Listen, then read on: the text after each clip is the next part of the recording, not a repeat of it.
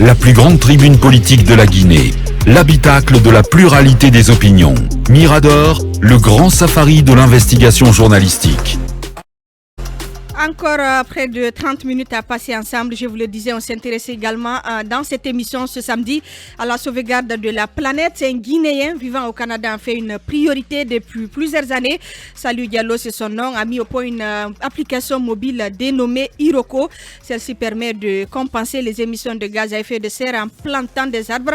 Une solution technologique face aux conséquences du changement climatique qui frappe, vous le savez, notamment le continent africain. Mais l'Afrique fournit-elle, je voulais dire, suffisamment d'efforts pour répondre à cette urgence? Que dire de notre pays, la Guinée?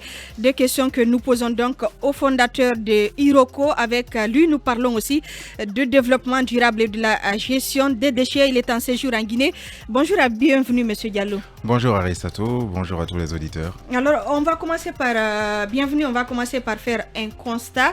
Quelle est la situation de la planète aujourd'hui, de l'environnement? Écoutez, nous avons dépassé le point de rupture.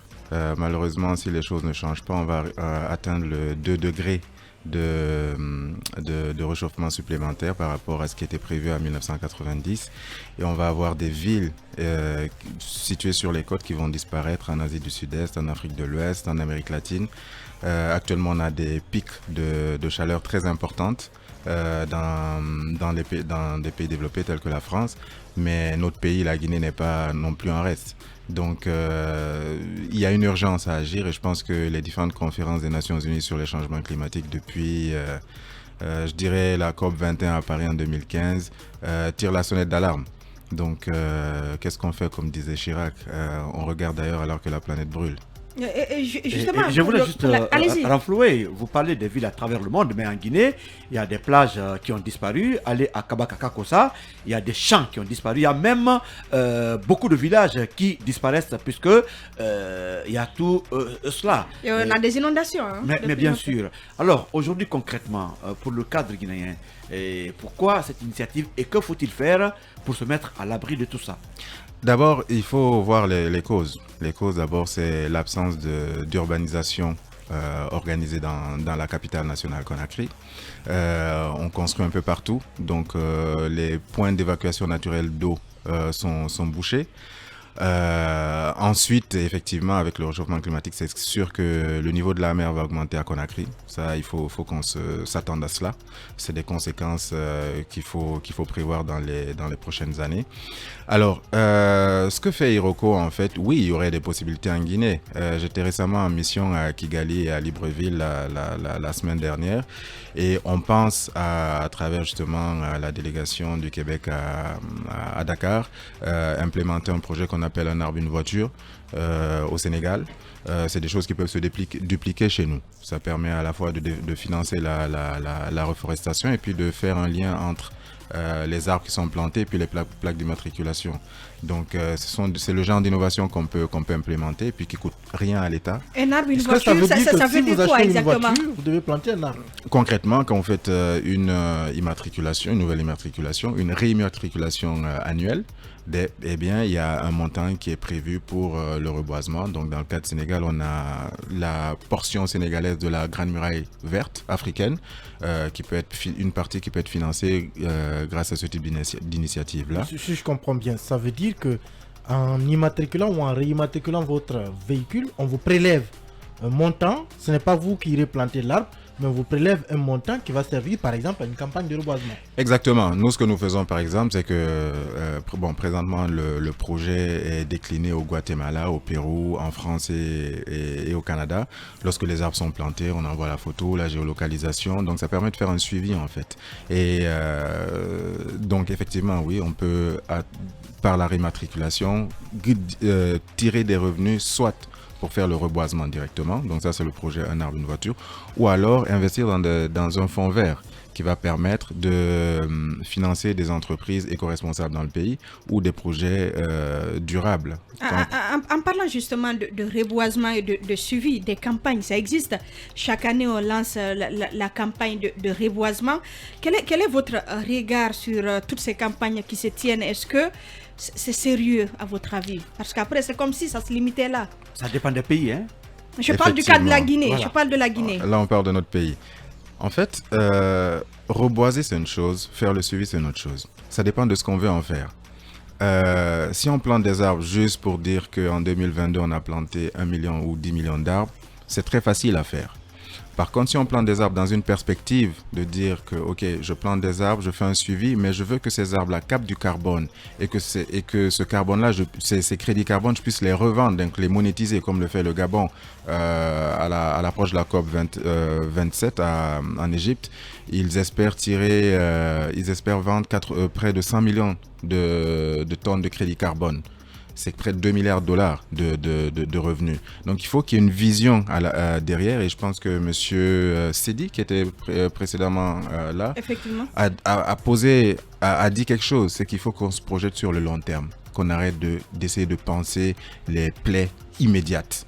Et c'est ce qui fait la différence entre les pays qui avancent et les pays qui essaient de gérer uniquement les urgences. Alors, pour rester sur le reboisement, en tant que citoyen, quel rôle on peut jouer?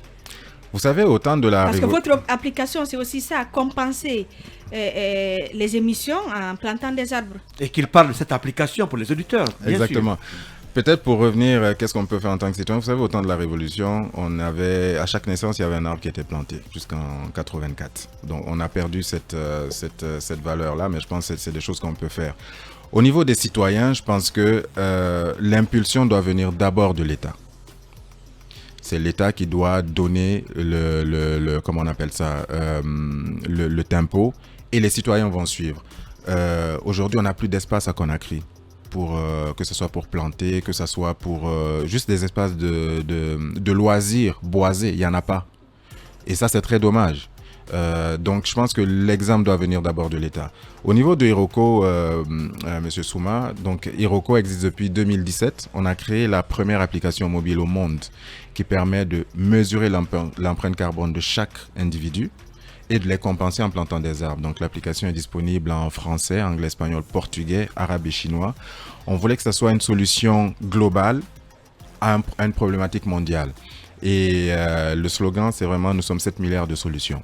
Parce que je pense que le pouvoir, c'est nous qui l'avons finalement.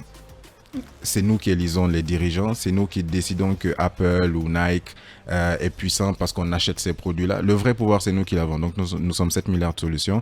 Et bien évidemment, on est beaucoup appuyé par le gouvernement du Québec. Et puis on travaille avec des universités canadiennes, notamment l'Université Laval, Concordia. Sur l'environnement, avant de parler de développement durable. Et bientôt, on sera 8 milliards de solutions. Lincoln parlait tout à l'heure des plages qui ont disparu, etc. Mais le constat est encore plus amer dans des zones minières, là où des sociétés viennent carrément dévaster l'environnement. Et on voit qu'ailleurs, il y a quand même cette politique de restauration des forêts. On nous a montré une forêt lors d'un séminaire en Australie là-bas. Comment est-ce qu'ils ont réussi et qu'est-ce qu'il faut en Guinée ici pour éviter ce désastre environnemental? Là, il nous amène dans le développement durable. Hein. Il faut développer tout en préservant. Absolument. En fait, le drame de notre pays, c'est que nous avons de beaux textes et je suis certain que le code minier prévoit la restauration des sites miniers, mais la problématique, c'est l'application. Et effectivement, je pense que la Guinée gagnerait beaucoup à se tourner vers ce qu'on appelle le green mining. Donc avoir des mines propres. Effectivement, le secteur minier pollue énormément. Il y a une dégradation des sols et de l'environnement. Je pense que Bokeh en paye les frais aujourd'hui. Et donc il faut effectivement, dans le cadre de chaque projet minier, prévoir plusieurs éléments. Notamment, après l'exploitation minière, avoir de la restauration forestière sur les sites qui ont été dégradés. Mais également être en mesure de monétiser ça, en fait, parce que ça crée de la valeur ajoutée pour les mines guinéennes. Je parlais tout à l'heure de crédit carbone. Les crédits carbone, je pense que c'est un élément fondamental pour l'économie guinéenne dans les 10-15 prochaines années, si bien évidemment on met les choses en place aujourd'hui et qu'on se projette dans l'avenir. Il ne s'agit pas d'essayer de colmater et puis d'avoir une vision très court terme. Donc il faut restaurer les sites miniers et l'argent existe, hein. D'abord, il y a des fonds internationaux, mais il y a des fonds qu'on peut générer à l'interne ici. Je pense notamment à la possibilité d'instaurer un marché du carbone national qui fixerait des quotas à toutes les entreprises minières, en tout cas les entreprises qui polluent le plus dans le pays. Et puis dès que ce quota est dépassé, il y a une taxe carbone en fait qui est prélevée, qui permettrait justement de financer des projets de reboisement, mais aussi des projets d'innovation durable dans le pays. Donc l'argent existe, il faut juste savoir comment aller le chercher et où le mettre. Vous êtes dans une belle initiative internationale, vous êtes guinéen, vous êtes venu en Guinée. Est-ce que vous avez eu l'opportunité d'échanger avec les autorités par rapport à cette initiative? Puisque j'ai comme l'impression que le département de l'environnement est concerné, les mines, le gouvernement, le pays peut gagner avec vous. Est-ce que vous êtes parti dans ce sens? En fait, l'environnement, c'est devenu transversal. Je pense qu'aujourd'hui, si on devait avoir l'un des ministères des départements les plus puissants du pays, si on devait en classer 5, l'environnement devrait en faire partie. Tout projet de développement devrait avoir une autorisation, en fait. Une composante environnementale. Au niveau des autorités nationales, non, c'était pas une quête particulière. Mais écoutez, on veut tous apporter notre contribution au développement national. Hein. Donc, c'est pourquoi il faut y aller. Vous êtes Guinéen, vous êtes en Guinée. Pourquoi ne pas taper à ces différentes portes, monsieur? Je vais suivre votre conseil. Est-ce que depuis que vous êtes ici, vous avez pu faire un constat un peu de la chaîne de la question des déchets, surtout à Conakry, et quelles leçons vous en tirez en termes de chaîne de gestion, justement? Alors, en termes de chaîne de gestion, je ne peux pas trop m'aventurer là-dedans parce que je n'ai pas eu le temps de faire le constat. Par contre, pour constater, il faut se comparer. Là, je reviens de Kigali. J'ai fait 4 jours à Kigali, en mission avec l'OIF. J'ai vu un mouchoir à terre en 4 jours. Un mouchoir. Un seul mouchoir. Pourtant, on est allé visiter des centrales solaires à 80 km de Kigali. Je ne suis pas resté seulement à Kigali. C'est pour vous dire que comment on appelle ça, les déchets, le traitement des déchets, l'environnement, c'est un processus sur le long terme. La première étape, c'est l'éducation. Alors nous jetons nos déchets un peu partout. Par contre, je veux saluer, parce que j'ai constaté, et peut-être au niveau de l'amélioration, ce que moi je ne voyais pas quand je vivais ici plus jeune, on a quand même des camions d'ordures qui se promènent dans la ville. Et puis il faut rendre hommage à nos frères ou nos sœurs qui collectent ces déchets-là, qui collectent nos déchets. Donc moi je leur rends hommage aujourd'hui. Et donc oui, notre ville est sale, notre pays est sale. Mais peut-être que parce que nous-mêmes, nous ne prenons pas soin de notre environnement. Donc je pense qu'il faut une réelle éducation citoyenne à ce niveau-là. Ça ne se fait pas en un an. C'est une question qui doit se régler au niveau des collectivités? Je pense que il faut le décentraliser, effectivement. On ne peut pas tout centraliser à Conakry, où il faut vraiment décentraliser et puis amener ce genre de problématique au niveau le plus simple possible. Donc au niveau des citoyens, au niveau des collectivités, des quartiers, qu'il y ait des collectes au niveau des quartiers et puis qu'on puisse remonter comme ça. Mais une fois qu'on centralise, qu'on concentre les décisions ou les problèmes, c'est là où on ne s'en sort plus en fait. Et quelles sont les solutions techniques justement qui s'offrent à la Guinée et qui s'offrent aussi au continent, que ce soit en matière de gestion des déchets, de développement durable, de sauvegarde de la planète? Il y a beaucoup de choses. Effectivement, au niveau du traitement des déchets, on a un plan national, mais est-ce qu'il est cohérent? Est-ce qu'il est en phase avec les réalités actuelles? Deuxièmement, est-ce qu'on a suffisamment de centres de collecte et de tri, de recyclage? Ça, c'est des enjeux en fait sur lesquels il faut travailler. Le recyclage aussi, c'est vrai que ça permet de protéger la planète. Le recyclage permet de protéger, mais ça nous fait gagner de l'argent en fait. C'est que l'environnement paye. Et c'est ça qu'on doit comprendre. L'environnement paye, c'est générateur de revenus. Et je prends le cas du traitement des déchets. Là, on essaie de monter un consortium à Kigali qui permettrait de monétiser les déchets qui sont traités et de partir d'un scénario de référence en termes d'émissions de GES et de voir avec ce projet-là quelle est la quantité de GES qu'on est en mesure d'éviter et de le monétiser en fait, de le vendre comme crédit carbone. Mais c'est de l'argent en fait qui a sur la table. Par contre, effectivement, ça prend des politiques structurées, cohérentes, qui nous permettent d'aller vers ce type de solution. Quel est l'agenda de M. Salihou Diallo à Conakry? Je repars déjà vendredi, mais je vous dirais que mes récentes missions du mois de juillet m'ont fait prendre conscience que je dois revenir beaucoup plus souvent sur le continent et bien évidemment à Conakry. Mais je n'ai pas d'agenda précis. Je vous dirais, j'avais pas prévu de. Il faudrait peut-être que je suive votre conseil. Pour capable mettre votre plateforme, la présenter au ministère de l'Environnement. Mais écoutez, vous savez que je dois faire une petite histoire. J'étais là, moi j'ai eu la chance de faire le lycée français à Kipé.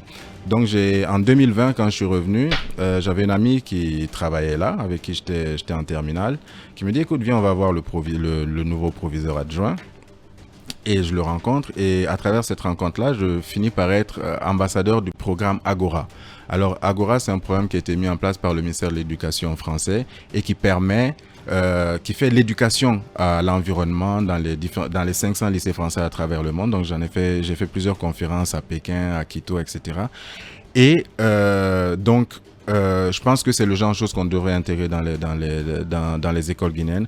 Au niveau de l'agenda, peut-être que je devrais dans la semaine essayer de rencontrer quelques autorités avant de repartir vendredi. Des choses donc à venir avec Salou Diallo, fondateur de Iroko. Merci beaucoup d'être passé dans ce studio. Merci à tous, à l'équipe technique Wali Design Tidiane Kamara et à tous nos chroniqueurs. Mirador revient lundi avec Aboubakar Diallo. Excellente journée à tous. Je suis bien chez Almar. Vous avez des appareils spécifiques électroménagers? Des réfrigérateurs? Des climatiseurs? Mirador, la grande messe de l'investigation journalistique, la plus grande tribune politique de la Guinée. Avec Aboubakar Diallo, Talibé Bari, Mamadou Ouri Diallo, Akoumba Diallo, Kabinet Fofana, Mohamed Kaba, Ibrahima Lincoln Souma, Mamadou Diambaldé.